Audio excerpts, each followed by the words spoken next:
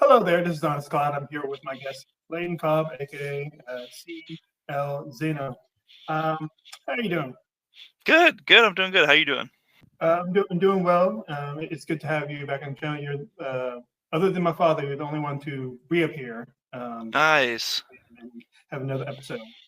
Well, Um, happy to be back. would you like to tell the people how uh, our communication restarted to get us to this point? Yeah, I think it's quite funny. Yeah, it's great. So the um, from meetings at the Muse to making comics and your podcast. I mean, we kind of just whenever we've got something creative going on, we always reconnect. Whether it's reaching out about potentially working on comics, to being on the pod. I mean, we're always just supporting each other. I feel like it's just kind of one of the best things to do in the creative communities is just to constantly promote each other and listen to each other and learn from each other. So I'm glad that you gave the rundown, especially of people that may have not saw the last episode. What I was talking about more specifically is the April Fool's prank that you pulled on people on Facebook. yeah, yeah. For those that don't know, you are a comic writer. You've worked on series like Vanguard Sphere. You worked on Drunk Mom. And you pretended for April Fools that actress Marissa Tomei, yes, Aunt May, is going to be playing your main character, and it's going to be in conjunction with Saban Saban Entertainment. Films. And I think why almost everybody fell for it is because it was believable enough. Because like Saban, does it really doesn't do large budget movies like ever. Like Yeah, the highest is probably like Power Rangers, yeah, and and a lot of times they get actors that are not really doing anything at that moment. They say, "Hey, you want to do this?" yeah. Um, She's always been like the fan cast in my head of what the character's supposed to look like her vibe, just like because she's young, but she's she's not that young, but she's energetic and kind of silly and fun. yeah, And like she has the hair for it and everything. So I uh, tried to pick a picture from the comic that looks as much like her as I could. yeah. Um, so yeah, it was really believable, and I can't believe anybody fell for it. But everybody did. So And I was so happy for you. And then I was like, when I have him on the podcast, I'm gonna say, I'm gonna say this in the most respectful way possible. Leighton, go fuck yourself. yeah, I was no, I deserve that. You got me. I feel like anyone else that may have saw this and watches this, they're just like, yeah, yep. Maybe one day, but no, not anytime soon. So Yeah. Now, if it actually does happen, and then you say it, will anyone believe you? yeah, I'm just the boy that cried Marissa Tomei, I guess. It's like it's not April Fool's Day anymore. It's April Fool's existence. Yeah, yeah, no, fair enough. uh, so obviously we talked before, and you mentioned how you got to the Star Wars franchise and like Yep. where the election to now. Um, have there been any of the newer projects that have been released that like have really caught your eye? So obviously Andor is a masterpiece, and I'm so excited about season two. The trailer for season two just looks extremely prescient. I'm really surprised at some of the projects coming out now that not to get too political, but are very relevant right now. Even though, yeah, exactly, very relevant right now that were obviously written months ago before they had to film it and do everything like that. So I think Daredevil Born Again and Andor season two are going to be extremely relevant in a way that I didn't even know that I don't think they knew at the time when they were writing it how important it was going to be. It's almost Um, like history repeats itself. yeah, it's almost as if Star Wars is a timeless,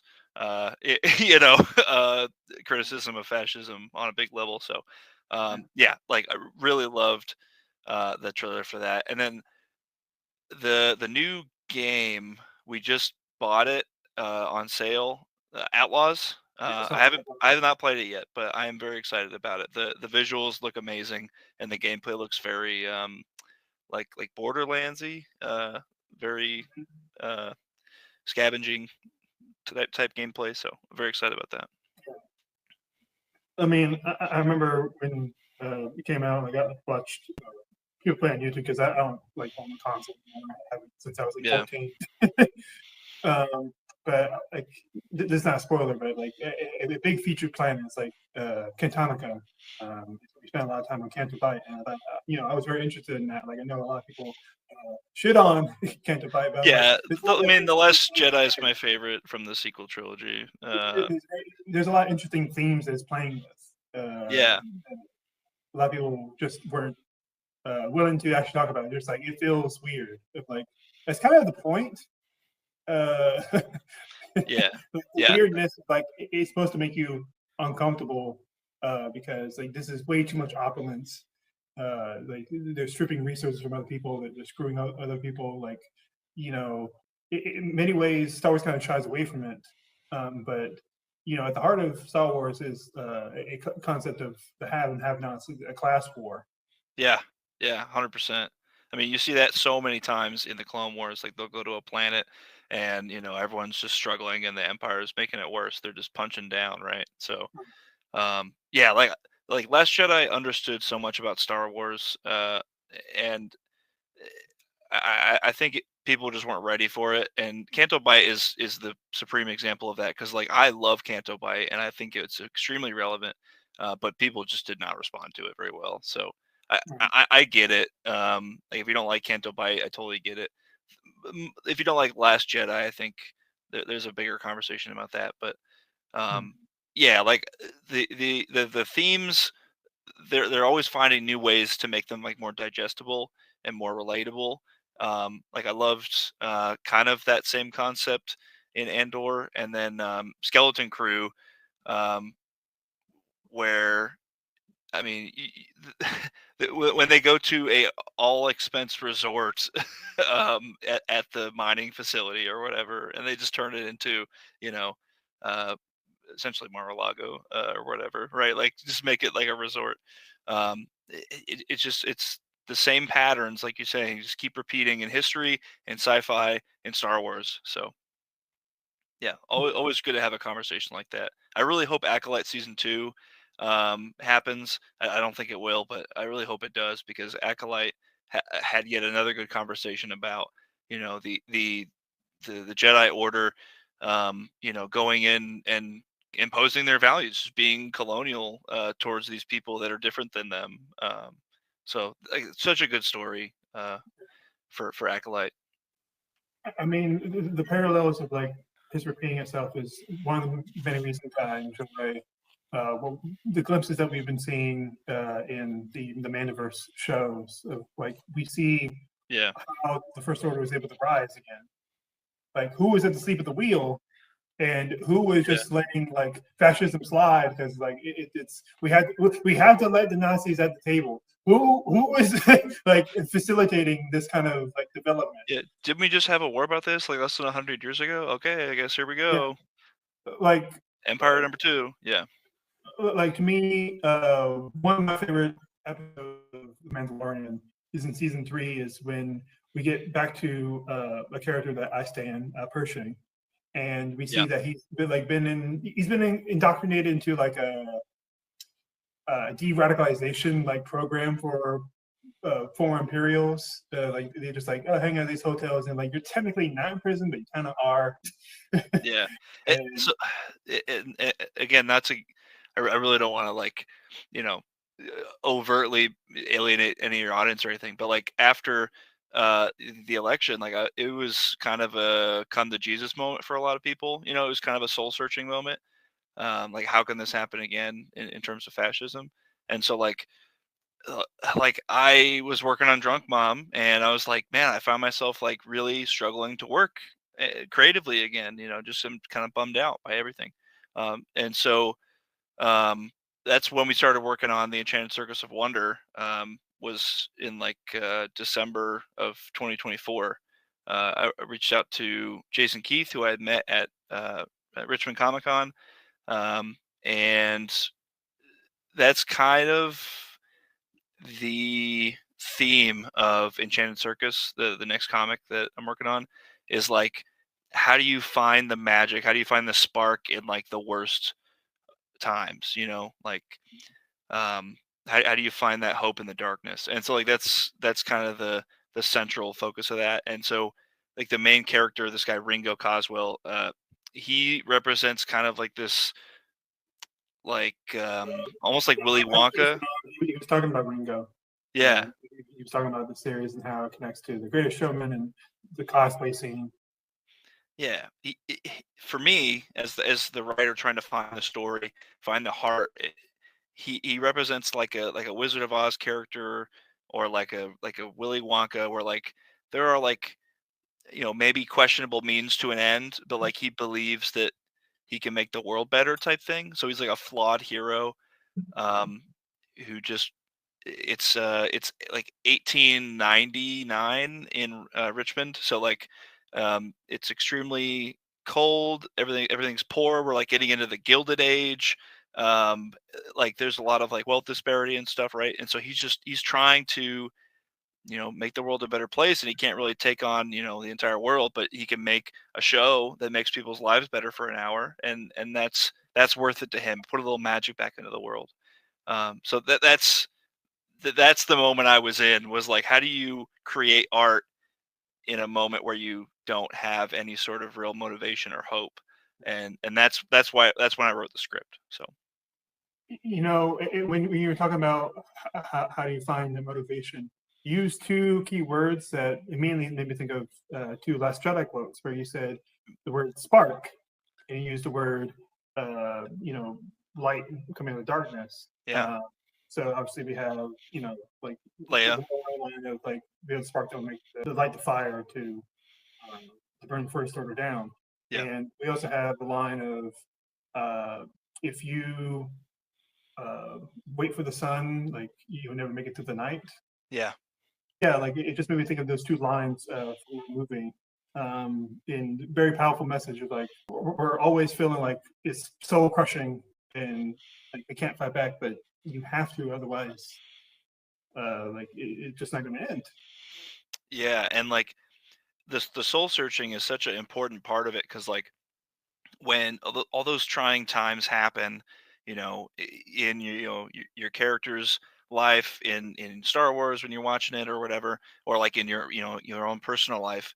I mean, those are the times when you find out who that character really is, right? You find out what your values really are, and what matters to you. And like the fact that Star Wars goes to those deep places all the time, you know, um, I feel like the rebellion only exists because of just how tyrannical the empire is, right? You don't get that heroism out of normal people, ordinary people, without that pressure. And so like that reluctance to even join the rebellion is such a relatable thing, because like normal people just aren't that radically, violent. Like no, like the normal people don't just join rebellions all the time. Like the audience gets pulled into it Most people are not from. with the smoke.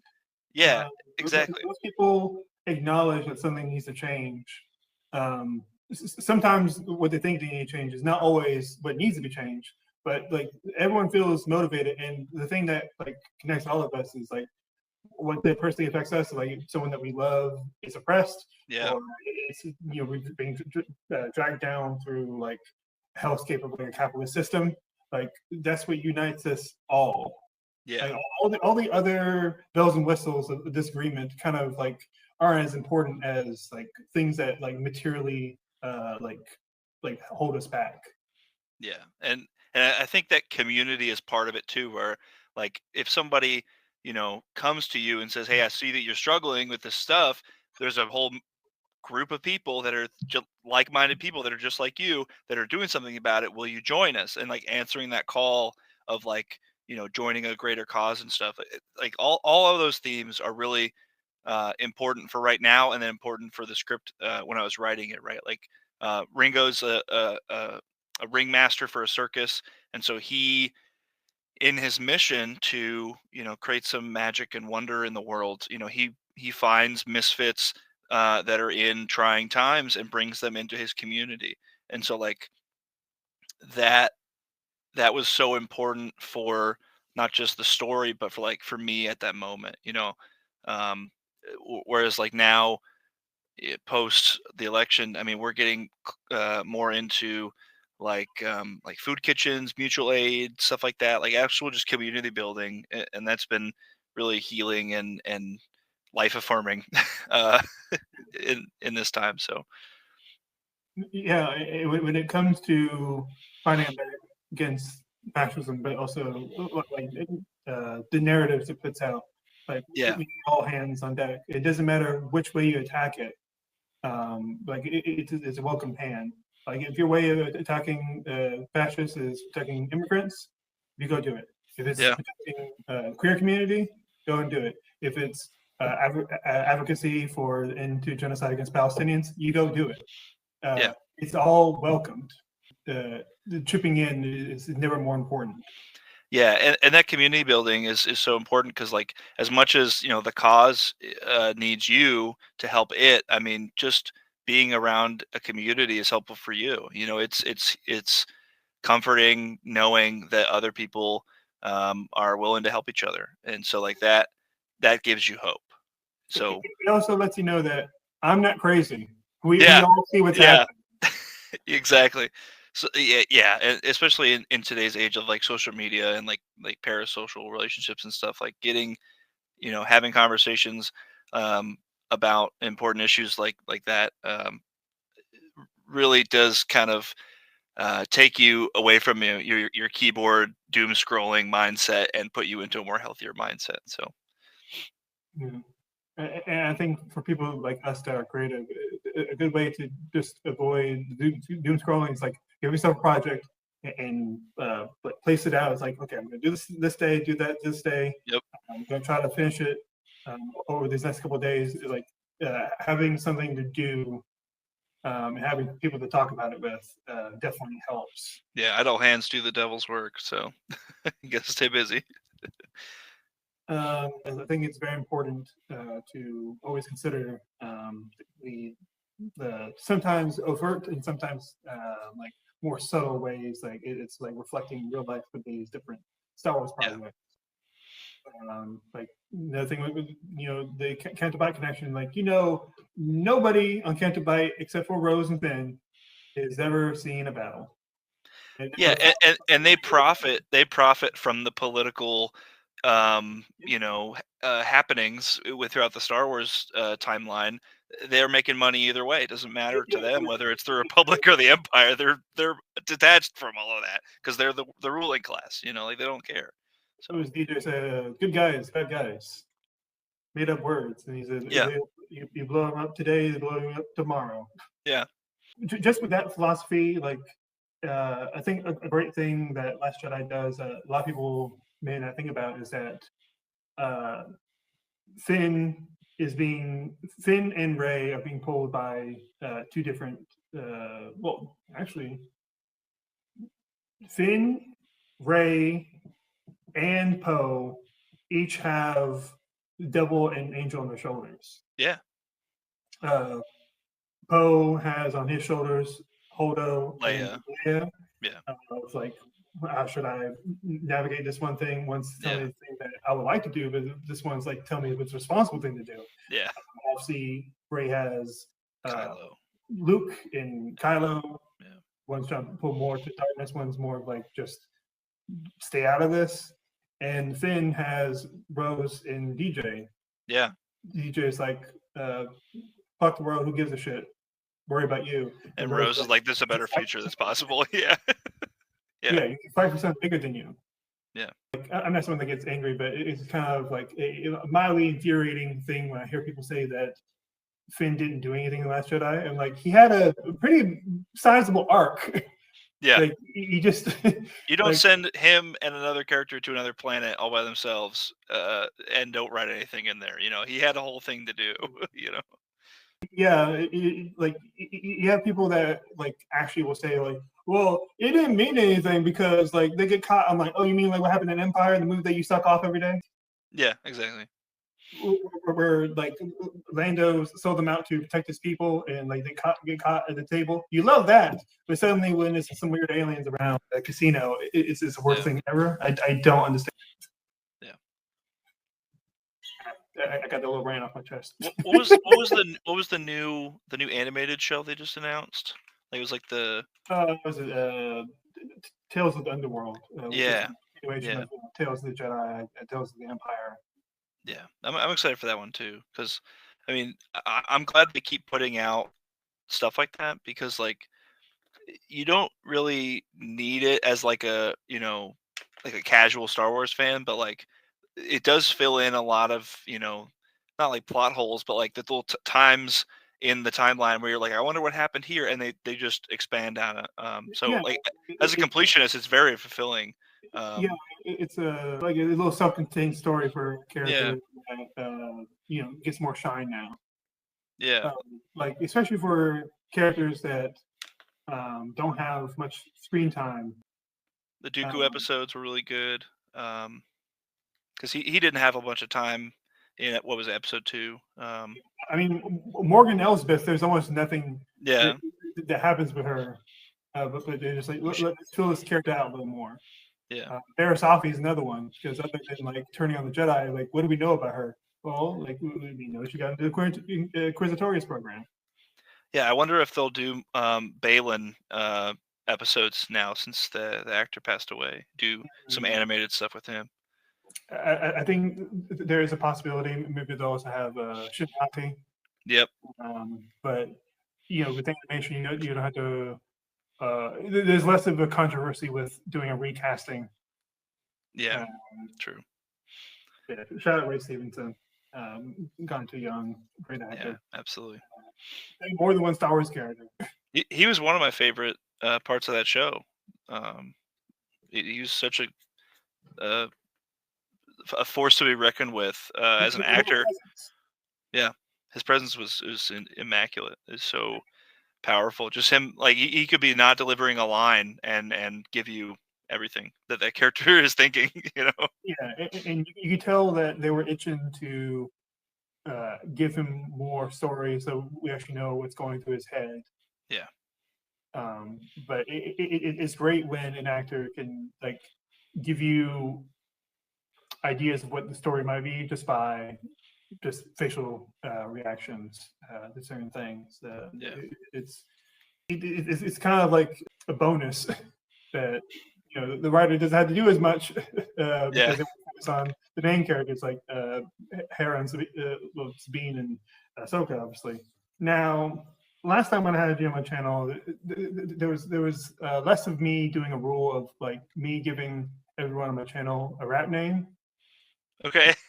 You may have seen a bit me mention it on another episode more recent. So Jason Keith, colorist for Marvel Comics extraordinaire, he became Tay Keith. Okay. Producer. And Leighton, you are now Layboy Cardi. What was it? Layboy Cardi instead of Playboy Cardi. Layboy Cardi. All right. Yeah, I thought there would be like a God, what's his name? CL Smooth reference there, but but yeah. Maybe there's someone else I'll bump into that has use it for them. And I say, you know what, the other guy could have had it, but you got it this time. I love it. Well, thanks, man. It's such an honor. I will wear it as a badge of honor. Now, this is the first time me mentioning it in one of my videos, but my dad, Rodney, he is now Rodney O from the Coolio collaboration. Yeah. That's real hip hop history. That's like going back to the 80s. Deep cuts. Deep cuts. But I'm definitely, my name I give myself is way more well known in zeitgeist. It's ECE. Yeah. As a matter of fact, I dressed up as ECE one time for Halloween. Oh, really? Yes, That's awesome. Is there anything that you really wanted to like ask me about since the last time you've been here? So we talked about all the new Star Wars projects. All right. So I don't know if you know this. So when I did go to California for Christmas to meet with my uncle, my sister, my family, right, just for Christmas. And that's when I was writing the Enchanted Circus of Wonder scripts. It was during that Christmas break. I got engaged to my fiance, and we got engaged at Galaxy's Edge. I wanted to know if you knew about the Trilon wishing tree on Batu. Okay. Is this So is this like the tri- living tree? Yeah. So the Trilon wishing tree is in Batu. If you've been to the lightsaber experience, yeah. If you've been to Galaxy's Edge, anyone in the audience too, it's right there outside the lightsaber experience. So we went in and we got to do the whole lightsaber thing, which was great. I chose green as my lightsaber. My fiance chose red. She's a Sith at heart. And then we got outside. And we're like, oh, let's just take pictures. And my whole family was in on it. We all talked about it, except for my fiance. So they had given me the ring, and I proposed and said that Beverly, you're my shining star with a heart of Kyber. You make me the happiest man in the galaxy. Um, it's very emotional. We're both we're both the biggest Star Wars nerds, so it was appropriate for us. Hopefully, some people can relate to that, but yeah, we just it was a dream come true to have it be a Galaxy's Edge and stuff like that. So um, yeah, And it is absolutely. So the Trilon Wishing Tree is a thing on Batu, and the locals in the story in the canon, right? The locals will tie like a ribbon to it, like on the tree, so it has a bunch of like red and yellow ribbons hanging down. Um, and if you tie a ribbon on the tree, it's meant to, you know, like you said, like act like a wishing well, essentially. Um, and so you're placing your wish out into the universe via the wishing tree. But they actually don't let locals do it. It's not really for or sorry, not locals, but like travelers, like um, the real people. visitors. Yeah, visitors. Like you're not supposed to like go and appropriate their culture. You just kind of um, admire it. It's only for locals. It's not for you, a tourist, right? Wow. Um, so there are special occasions where they'll let you, tie one on. But they, That reminds me of like yeah, the zigzag Shinto papers that you find in Japan. They put on the trees yeah, for like good fortune, something like that. yeah, Don't want a bunch of gringos from Massachusetts to just yeah, start fiddling with that. Like you don't know what this is. yeah, exactly. So that was a cool. So if anybody loves Galaxy's Edge, loves Star Wars in general, that was a little piece of like lore that I thought was really interesting. The last time you were here, I've come up with moral conspiracies. Okay, let's get into it. Let's. More, This is where the real magic happens, right here. have you seen the video that I did, the iceberg conspiracy? Yeah. Okay, so that crosses out one of them at least.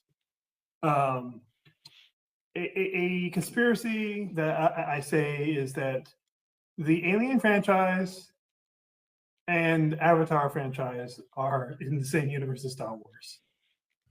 Avatar as in blue people, right? Yeah. Okay, gotcha. It's Cameron. Okay. So yeah, James Cameron doing both Aliens and Avatar. I can see it. Pandora being a planet that exists that could be visited by humans. Yep, that all checks out. Yeah, The only continuity errors in my head are like how the world looks in the Aliens movies, but that also is a little bit in the future yeah. when Ripley comes I back. think it was in the That's galaxy. Yeah. instead of the Yeah. same universe, Yeah. which could have Yeah. got billions upon billions of galaxies. Yeah. Because that Um, they're both Earth. Because like Ripley's on from Earth in Aliens, and then Sully is from Earth in Avatar, right? They're both humans. Yeah. they're both from Earth. Yeah. But like, so for the Alien Avatar, we can go to James Cameron's script for Avatar, where he references alien with a capital A. Oh. So I'm like, okay, then you're kind of establishing that they're connected somehow. Yeah. But when it comes to Star Wars, my question is, where are all these humans coming from? So yeah, is human the dominant species because the Old Republic or some form of galactic empire prior to that, really did a big colonization at some point, and they're from like a specific planet, or are they just a a species that comes about naturally and always looks like a human no matter what planet it's on? Like what a coincidence, right? So yeah, I think there's a big colonial effort at some point. So in every universe, humans are the great colonizer. I'm I'm against the concept that they just all came from Right. colonies. I say, if you've seen Prometheus, Okay. the rationale for that continuity's development of humans is the engineers. Okay. So I'm like, those engineers came to this planet, and not only did they make humans, but they made all these humanoid alien races that we've seen can have children with humans. Like there's Twi'lek human half breeds Yeah. in Clone Wars and Rebels, and even made into live action. To me, I'm like, how are you gonna establish that unless there's like some kind of genetic link between all of them? Yeah. I don't know. I think it's interesting because like a lot of Star Wars aliens, right? Like the idea is that they are they're humanoid. They just have different features, like genetic features, right? Like the Twi'leks or whoever it is, right? Um, but like you still have a very homogenized view of humans in the Star Wars universe, just because they don't want to put prosthetics on everybody. So like I can buy it for a little bit, but yeah, once you start poking holes in it, it really does fall apart quite quickly. Um, I think my question would be, um, so like a xenomorph would absolutely just wreck most characters in the Star Wars universe, right? Like there's not a whole lot of people that could go toe to toe with the xenomorph and survive. So which, presumably Jedi, maybe maybe a couple other characters, but who would be maybe some of your like top three most powerful characters that could definitely take a xenomorph from the Mm, Star Wars universe? um, okay, so taking on and surviving is different from they kill it. Right. Yeah. Yeah. You can take that as many different ways as you want. Yeah, like I think Trilla Sundari could do pretty well and survive. Obviously, Darth Vader is probably a lot of people's big answer. I think Darth Maul could do pretty good. Um, one of one of the gods that Yoda sees in like the original run of Clone Wars. Like I don't know what kind of powers Yeah. they have, but I think they would do fine. A couple of different. Um, I think maybe at least one droid, like superpowered droid, could survive Like yeah, because like a IG or something like that, maybe. maybe not IG. I'm talking about something like a little more kill machine than IG. Like More kill machine than IG, like Chopper. I mean, he's just a kill machine. He like trips people over and like Yeah. makes a bomb go off. Like a super battle droid or a droidica or something. Has hands to begin with. I don't know what kind of hands he's going to put up for somebody. I think a droidica could probably take a xenomorph. Hmm. They're pretty agile. They have pretty good firepower, defenses. I think they'd be fine. And like, yeah, a droid wouldn't have like the biological weakness, right? Because like a lot of the xenomorph is like, let me get into your body and use your body against you and like corrupt it. Where droids, that's not really a concern. So yeah, maybe.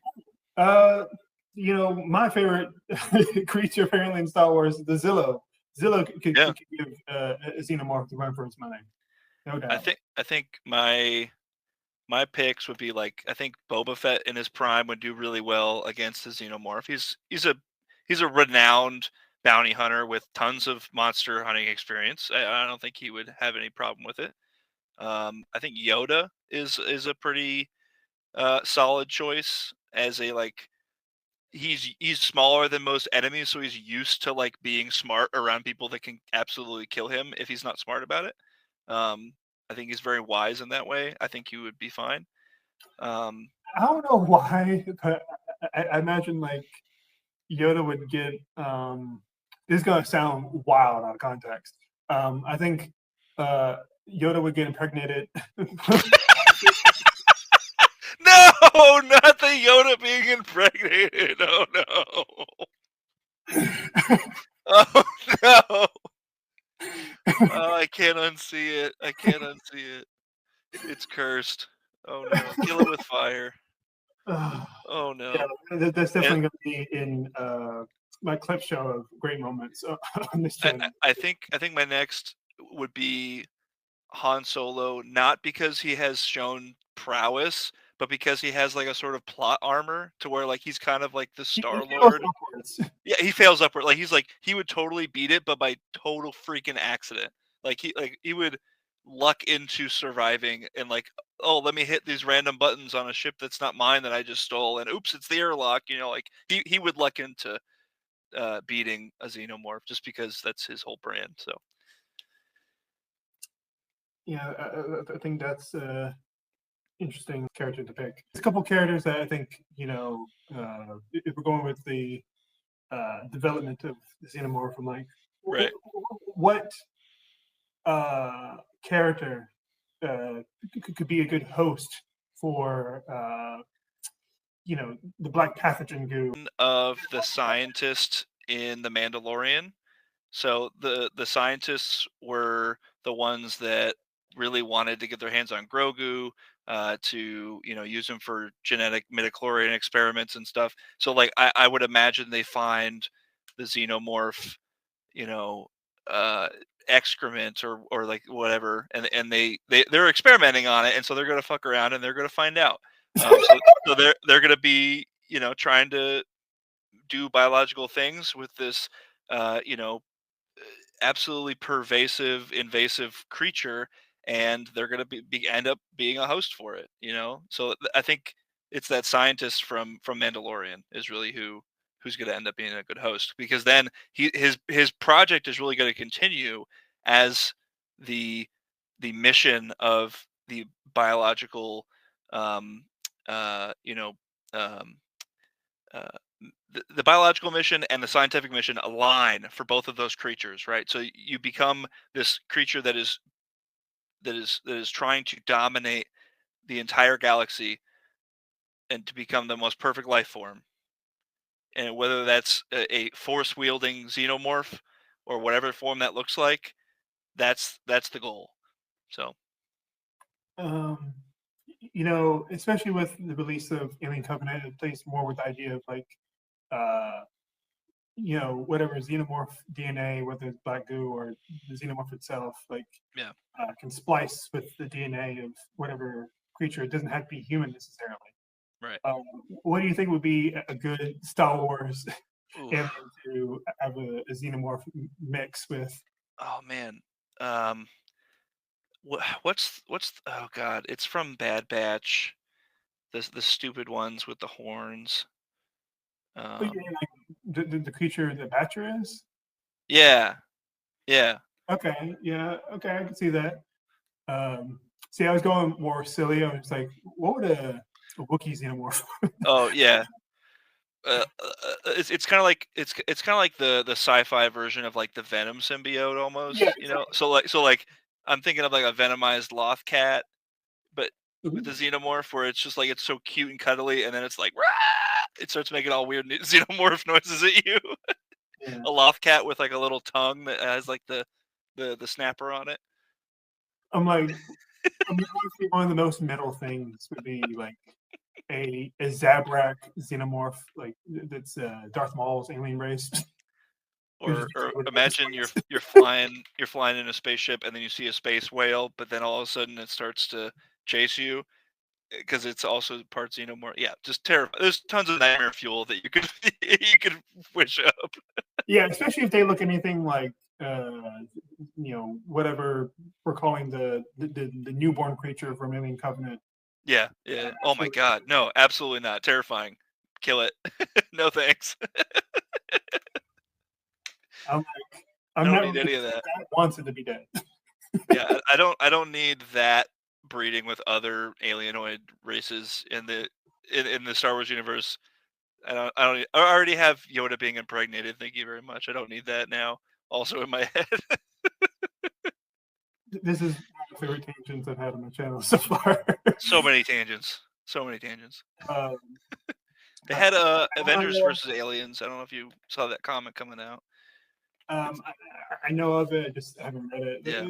I got way too many comics that I should read that I haven't. Yep. I got up, a bunch of links in my phone. It's like, okay, now I can click it. Now I can read it.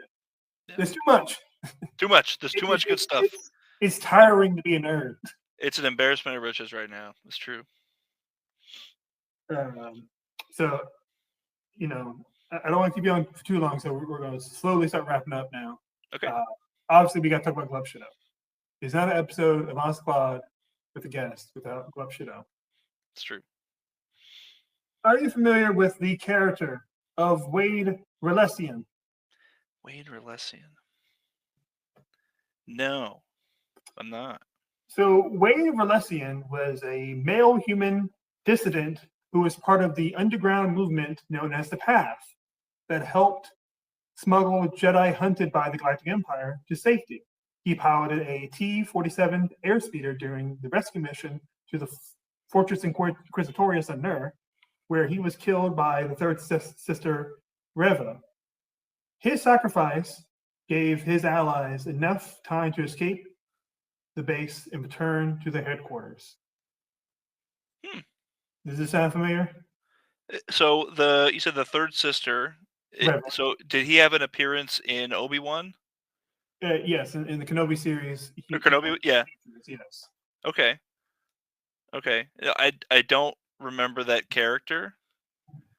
God, there's so many random characters. I found out recently that Kevin Smith had a cameo in Rise of Skywalker. Oh yeah, yeah. Yeah, I just found that out like last week. I was like, what I the found heck? out way later that one of my favorite musicians to listen to is in Rise of Skywalker. Stormtrooper Logic plays. Yeah, yeah, He's the one it, that says "Ghouls." yeah. Rise of Skywalker, although probably one of my least favorite Star Wars movies, had just an absolute who's who of cameos that makes conversations about Star Wars so much more fun. Where you're just like, hey, did you know this guy was in there? I mean, you're talking to someone that wrote a 136 Yeah, page fan script rewrite of Rise of Skywalker. yeah, So clearly, I did have some issues with the narrative, but I yeah, still love it. Like it's still Star Wars, is still a yeah. part of my soul. Um, Here's probably a more iconic image of Wade Relesian. Okay, I will keep an eye out for him. I'll have to because I've been meaning to rewatch Kenobi, so I'll have to keep my eye out for my boy Wade. Now, if you weren't on like Star Wars Twitter when this show came out, there were so many dumb memes about Wade Relesian, like because it's like a Club Shido who dies, and like the characters are sad in the show that he Yeah, died, that he sacrificed, and people are like, "Who the fuck is this?" yeah. It's And like nobody was sad when Porkins died. Like that's a whole dude with a whole family. But yeah, like just redoing Porkins in every Star Wars is like totally mandatory now because everyone's obsessed with him. I mean, there's not a way to shame the body of Grant Grunberg, but let's be honest, they got a big guy, and they're like, you're going to be the new Porkins, basically. You're the new Porkins. Big guy pilot, a lovable guy with a beard. I would be honored to be the new Porkins in a Star Wars movie. I'd be so happy. I would die so fast. Oh man. How much weight would you be willing to gain for that role? I would gain an unlimited amount of weight. I will eat all of the donuts just to say, just a few more seconds. I can't pull up. Like I would wear a fat suit. I would do anything they wanted me to do. So you would do a Fat Mac from It's Always Sunny. Yeah, absolutely. Big. That like Porkins is Star Wars royalty as far as I'm concerned.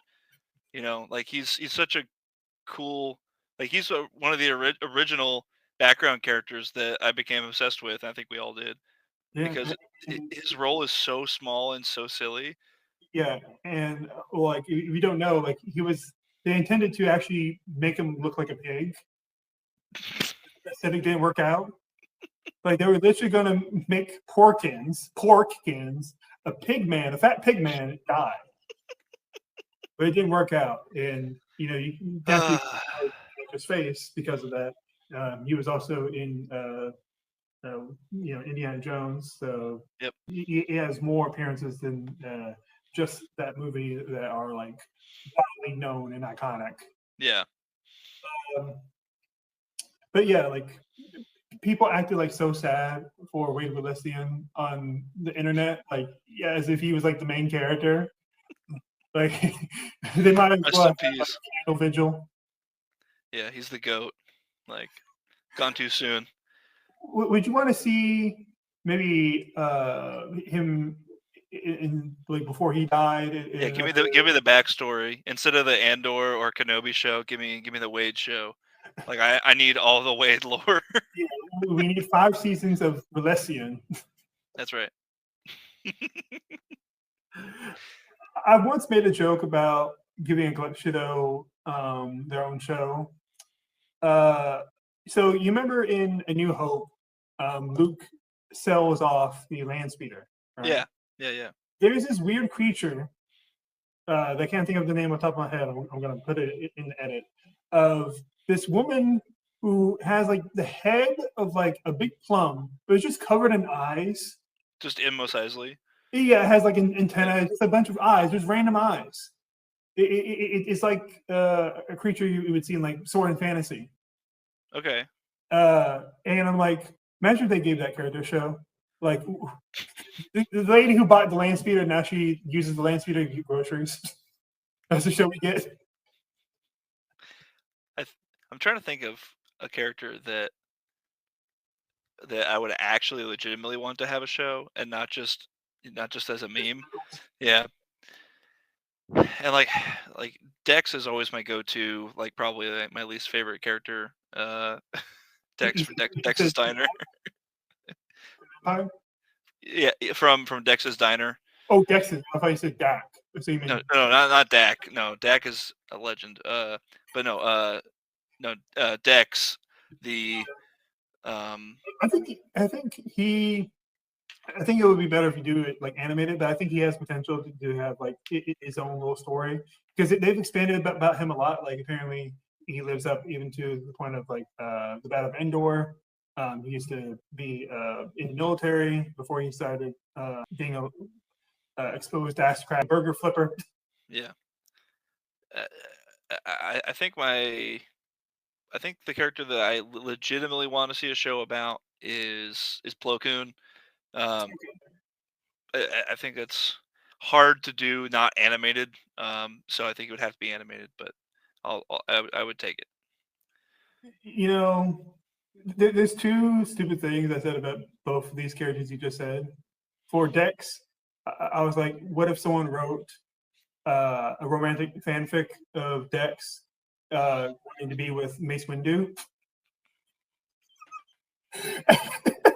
And another dumb thing I said about does Plo Koon shed his exoskeleton? That's what I want on the show. I want these real questions to be answered. We have to let the fans know. Does Plo Koon shed his exoskeleton? Yeah. The fans need to know. But yeah, I think this is a fun show. Obviously, it's not too silly. It's just like a dude who like pilots a bit and then he blows up. Like there's nothing too wacky about his appearance or what he says. I mean, I'm sure a lot of people like don't remember him, and like when they see him, they oh yeah, that guy. Yeah, that one guy. But yeah, I'm glad to have had you on the show again. Yeah, of course. Maybe we'll call up a few other people to do reappearances. You know, now that I'm on episode 27 now. Heck yeah, man! Put in that There's work. at least one person I'm not going to bring back. I don't want to get into it. We don't need to talk about that. But thank you for being on. Everyone, check out his Kickstarter. Check out Rondar's Theory. Check out Drunk Mom, or just bug him and say, "Hey, I heard you talking about Yoda being impregnated on this podcast." Please send me all of your Yoda Xenomorph fan art, please. All right. Well, I'm going to talk to you later. I'm going to, do me. I'm going to get some food. Stay honest to Klaud.